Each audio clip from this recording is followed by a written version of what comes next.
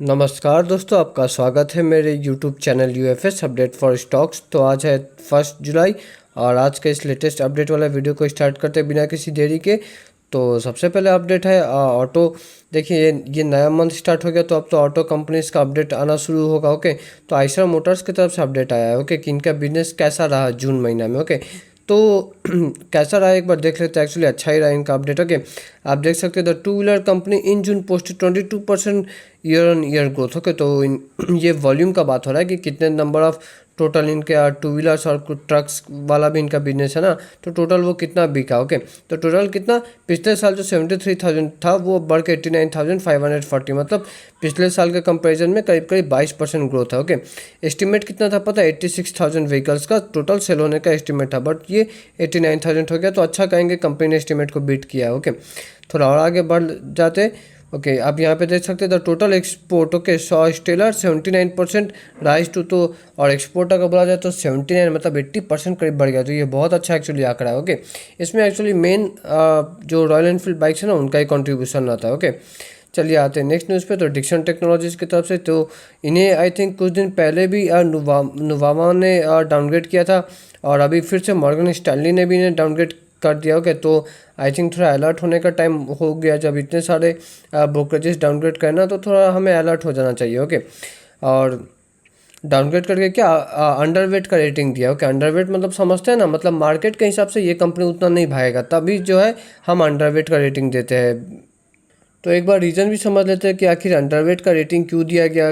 Okay, तो ये तो जैसे मैंने आपको बताया अंडरवेट का रेटिंग दिया और कंपनी को टारगेट कितना दिया, 11,500 रुपया पर शेयर का। ओके, अभी कंपनी का ऑलरेडी शेयर 14,000 के पास चल रहा है। ओके, तो मतलब टारगेट भी उतना ऑप्टिमिस्टिक नहीं है अभी के हिसाब से। ओके, तो यहाँ पे आप देख सकते हैं तो ये जो डाउनग्रेड आया ये क्यों आया, क्योंकि ये जो ईएमएस सेक्टर है ना, इलेक्ट्रॉनिक मैन्युफैक्चरिंग सर्विसेज में बहुत ज़्यादा इंटेंस कंपटीशन हो गई। तो ये मेन कारण है। ओके, पहले आप आज से आई थिंक 5-7 साल पहले हमारे स्टॉक मार्केट में आई थिंक एक बस ये डिक्सन ही था जो कि मतलब ईएमएस सेक्टर से रिलेटेड था। अब तो बहुत सारे कंपनी आ गए। ओके, सिरमा एसजीएस आ गया। ओके, और फिर से आपका क्या कहते हैं उसे, एम्बर एंटरप्राइजेस आ गया। ओके, बहुत सारे अब कंपनी आ गए। तो वही बात है कि अब कंपटीशन बढ़ गया उस फील्ड में ना, तो कंपनी का प्रॉफिटेबिलिटी पे थोड़ा असर पड़ सकता है। ओके, उसके बाद ये भी मानना है कि जो डिक्सन टेक्नोलॉजी का जो मेन जो कोर बिजनेस है ना, ओके, उसमें जो है ईएमएस वाला, तो उसमें जो है ये मतलब मॉर्गन स्टैनली का मानना है कि 46% तक डिक्लाइन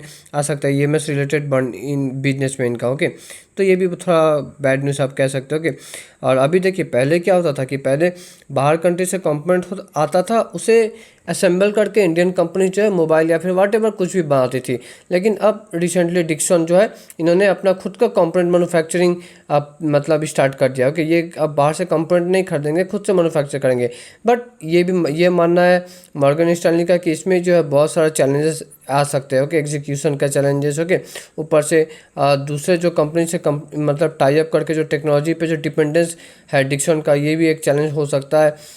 उसके बाद रिसेंटली आई थिंक 1-2 महीने पहले न्यूज़ आया था, आपने सुना होगा कि डिक्सन जो है वो डिस्प्ले का मतलब मैन्युफैक्चरिंग वाला मतलब बिजनेस में भी घुस रहा है। तो ये भी मानना है मॉर्गन स्टैनली का कि ये भी थोड़ा रिस्की हो सकता है, क्योंकि ये जो बिजनेस है ना डिस्प्ले फैब्रिकेशन वाला, ये थोड़ा साइक्लिकल है। ओके, साइक्लिकल मतलब जब अच्छा साइकिल आता है तो बहुत प्रॉफिट होता है, उसके बाद हो सके 2-3 साल कुछ प्रॉफिट ही ना हो, फिर अच्छा साइकिल आता है, फिर बहुत प्रॉफिट होता है, फिर 2-3 साल प्रॉफिट ही ना हो।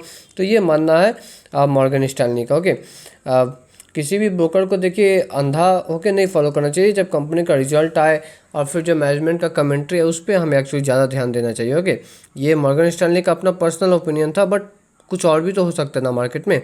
चलिए आते हैं नेक्स्ट न्यूज़ पे। तो नेक्स्ट न्यूज़ जो है ये एक हेल्दी जीएसटी डेटा से रिलेटेड है। जीएसटी का जो डेटा आया जून मंथ में वो कितना ईयर ऑन ईयर देखा जाए तो 6% के करीब बढ़ गया। ओके, और 6% बढ़ के कितना आया, 1.85 लाख करोड़ का। ओके, क्या ये सबसे बड़ा आज तक का कलेक्शन है? तो ऐसा नहीं, इससे पहले भी ना 1.85 लाख करोड़ का, एक्चुअली हम 2 लाख करोड़ को भी पार कर चुके हैं इससे पहले। ओके, तो एक बार डेटा देख लेते हैं ये भी। तो आप देख सकते हैं जीएसटी के collection in the month of June कितना 1.85 लाख करोड़, जो कि सालाना आधार पे देखा जाए तो 6.2% ज़्यादा है। ओके, लेकिन इससे पहले कुछ मंथ का मैं आपको दिखाता हूँ। जैसे कि अप्रैल 2025 तब जो था ना तब और ज़्यादा था, तब 2.37 लाख करोड़ था। और उससे पहले मई मंथ में जो वो 2 लाख करोड़ के करीब पे था। ओके, तो लास्ट 1-2 महीना में कंपेयर करिए किया जाए तो थोड़ा सा आंकड़ा नीचे है, बट हाँ ईयर ऑन ईयर पे कंपनी ने मतलब जीएसटी कलेक्शन ने अच्छा ही राइज दिखाया। ओके, नेक्स्ट आते हैं बेल कंपनी से BEL। ओके, तो इन्हें यहाँ पे आज 2.5-3% का तेजी देखने को मिला। तो इन्हें क्यों तेजी देखने को मिला? क्योंकि इन्हें एक ऑर्डर मिला। ओके, आप देख सकते हैं BEL share price okay in focus after bagging fresh orders worth 500 crore. Okay, तो 500 करोड़ से एक्चुअली ज़्यादा का इन्होंने ऑर्डर जीता। ओके, हाँ, तो ऑर्डर कितना का इन्होंने जीता है? तो 528 करोड़ का करीब ऑर्डर जीता है।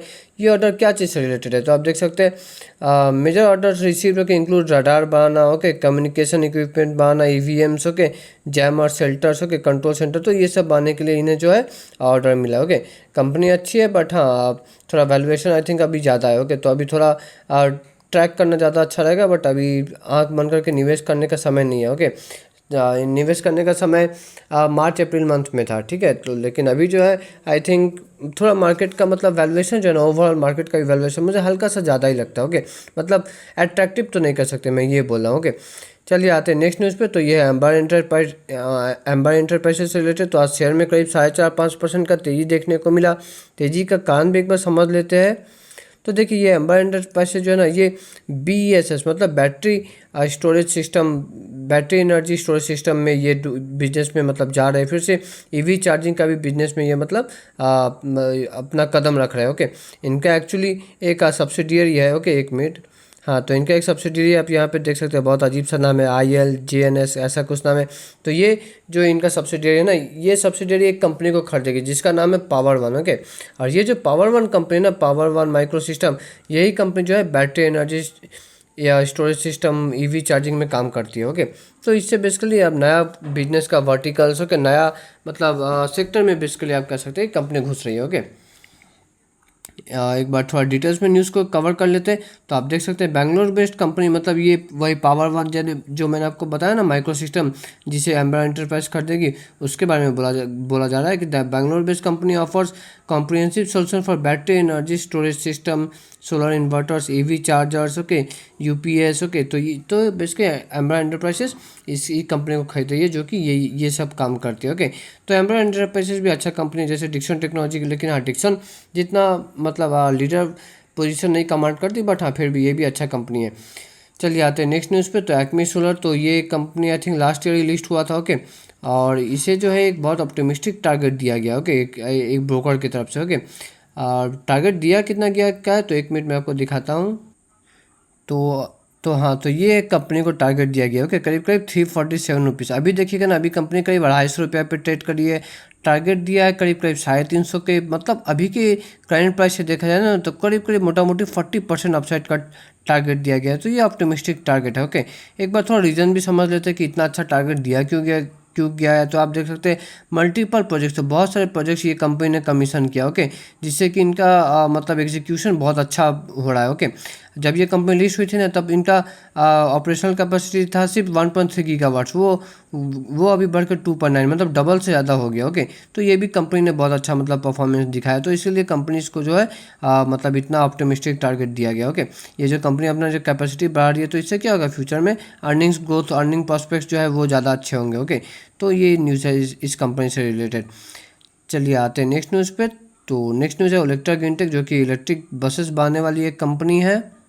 तो यहाँ पे भी आज कंपनी में अच्छा तेज़ी देखने को मिला। कि 3-4% का तेज़ी देखने को मिला। मैं एक्चुअली न्यूज़ सर्च किया तो कुछ खास तो न्यूज़ नहीं मिला, बट हाँ ये एक बात है कि कंपनी ना जो अपना जो हिस्टोरिकल जो P रेशियो है, मतलब वैल्यूएशन, उससे बहुत ज़्यादा कम प्राइस पे अभी अवेलेबल है। ओके, मैं P रेशियो का बात कर रहा हूँ, वैल्यूएशन का बात। ओके, तो इनका भी ऑर्डर बुक अच्छा है। बीच में तो आपको पता होगा इनका आई थिंक करीब करीब आई गेस 5000 बसेस का ऑर्डर इनको कैंसिल कर दिया गया था। ओके, तो बट खैर बाद में फिर से इन्हें वो ऑर्डर दे दिया गया। और ऑर्डर क्यों कैंसिल कर दिया गया था? क्योंकि ये बहुत लेट से बस का डिलीवरी करे। तो ये कंपनी का ना प्रॉब्लम वही है कि काफ़ी लेट से मतलब अपना ऑर्डर को एग्जीक्यूट करते। तो अगर अपना ऑर्डर को एग्जीक्यूशन का टाइमलाइन पे ये थोड़ा ध्यान देना, तो फिर ये कंपनी पे मतलब रिस्क कम रहेगा। ओके, मतलब अच्छा कंपनी और परफॉर्म करेगी। पास्ट में भी कंपनी ने बहुत अच्छा परफॉर्म किया। ओके, लास्ट 5 साल में मैं बोलूँ ना, तो कंपनी ने 1500-1600% का करीब रिटर्न दिया। मतलब कंपनी ने आपका पैसा 15-16 गुना ऑलरेडी कर चुकी है। कंपनी का प्रॉफिट ग्रोथ भी बहुत अच्छा रहा है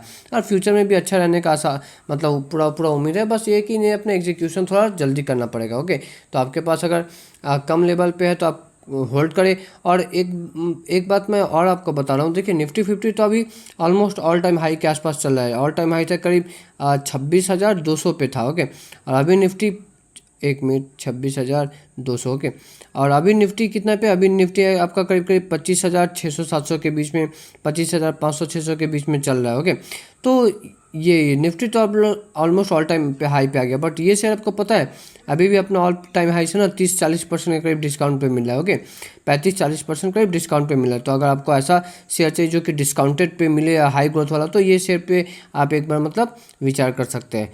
तो इस वीडियो में इतना ही दोस्तों। वीडियो अच्छा लगा होगा तो लाइक एंड सब्सक्राइब करना मत भूलिएगा। मिलते हैं नेक्स्ट वीडियो में।